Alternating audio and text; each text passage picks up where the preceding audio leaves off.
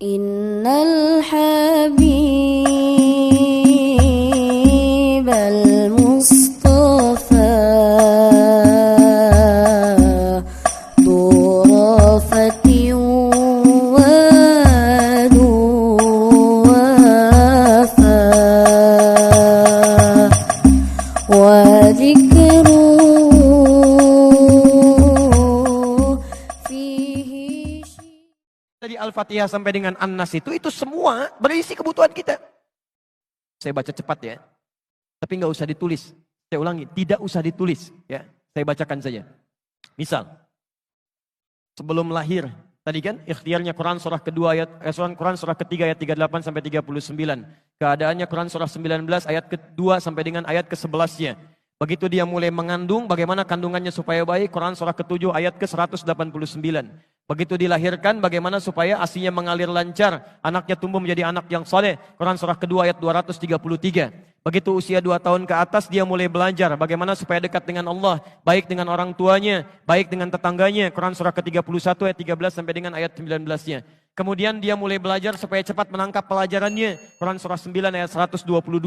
Supaya meningkat prestasinya, Quran surah 58 ayat yang ke-11. Kemudian dia mulai meningkat lagi pendidikannya, mulai mendapatkan teman-teman bergaul. Bagaimana supaya tidak bisa merubah keadaannya, supaya lebih dekat dengan Allah, tidak terjebak dalam pergaulan bebas. Quran surah ke-49 ayat ke-13-nya. Ada yang serius datang mau melamar, bagaimana menyikapinya? Quran surah ke-4 ayat yang ke-4.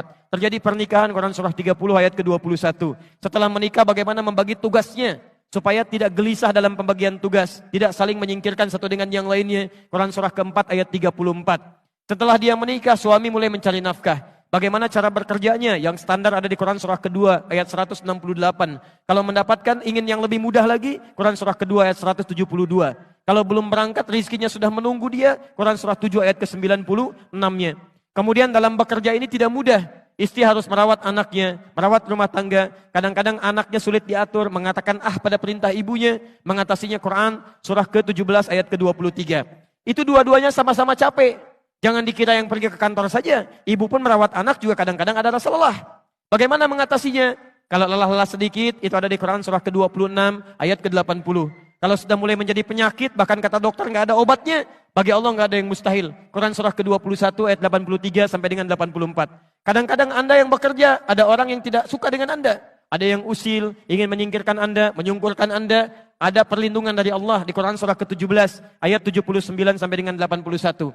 Kalau ada yang membuat diri Anda tersesat, sampai mengatakan, ya Allah kenapa dia begini ya Allah, apa enggak ada solusinya? Selalu ada. Amalkan di Quran surah ke-21 ayat 87 sampai dengan ayat ke-88-nya.